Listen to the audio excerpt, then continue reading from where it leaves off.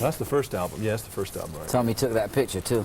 You did? Yeah, with a Kodak camera, little box camera. I've never met Bobby. Oh, he's a nice man. Have you seen a Monkees episode lately? Seen quite a few. I travel and sometimes late at night on a cable network or on, Saturday morning TV. It's quite often it's there. What do you think about when you see that? Is it a good memory, weird memory, what? Well, the Monkees was a very pleasant experience for us. We were all young, 20, 21 years old. Our own TV show, we had records in the charts, we were touring, selling out all over the place, so fun memories, happy times. The guys behind the scenes are friends, and I know they were under a lot of pressure at the time to make that work. I got the impression that you guys didn't act like you had any pressure. You were just crazy, fun.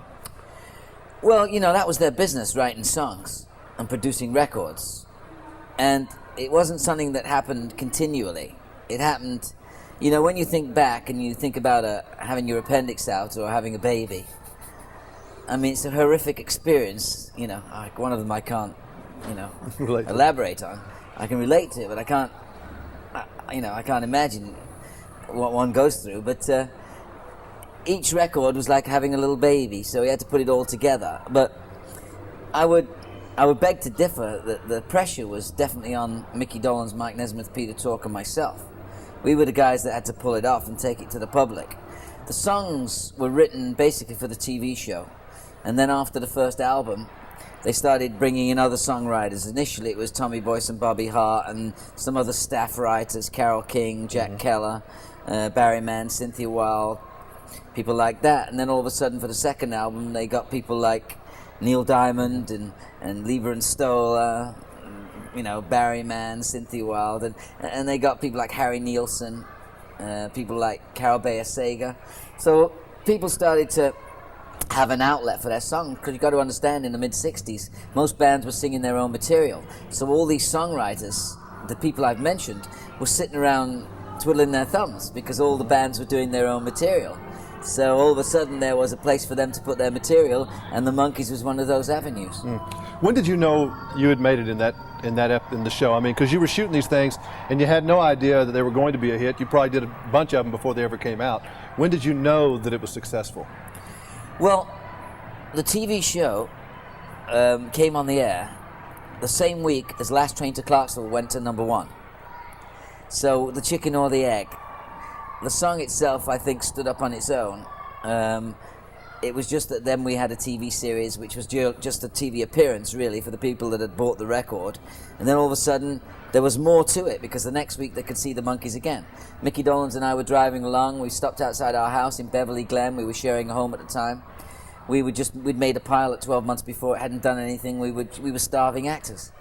So we waited for this thing to happen, and then all of a sudden, here it was, this lick, dang, dang, dang, dang, dang, dang, dang. We sat outside the house and we just couldn't believe it. We just screamed top of our lungs and hugged each other, and the rest, sort of like took its course. Wow. When did you ever see any of the money, or did you? Well, we were paid an income for doing the show, and we made record royalties. Obviously, as it went on, Mike Nesmith, Peter Tork, Mickey Dolenz, not so much me, they saw an avenue for other sources of income, such as songwriting, such as publishing. Mike Nesmith, I think, retained a lot of his publishing. He was insistent on being a songwriter, one of the Monkees songwriters. I think on the first album he had a couple of tunes, and as the albums went on, he had more. So I think basically he knew about that kind of end of the business. I was an actor, a Broadway stage actor. So when I came in, to me it was just another show.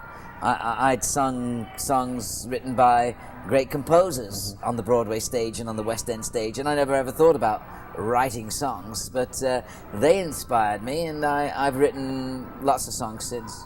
Was the second time around for the renewal of the Monkees more exciting, more of a shock, or what for you? It's never been a shock to me. I mean, I was excited at 21 years old that the Monkees went to the top of the charts and we had a hit TV series. But I've been acting since I was 12 years old. I had a TV series in England when I was 11 years old. I appeared on a TV series, I should say. and so did Mickey Dolenz. So to us, it was just another role, another part. Obviously, it was bigger than what we'd ever done before in regard to public response. I mean, I played to full houses on Broadway in 1963, 64, 65, in Oliver as the Artful Dodger. But you're only talking 1,000 seats, 1,500 seats. Now we're talking 20, 30,000 seater stadiums.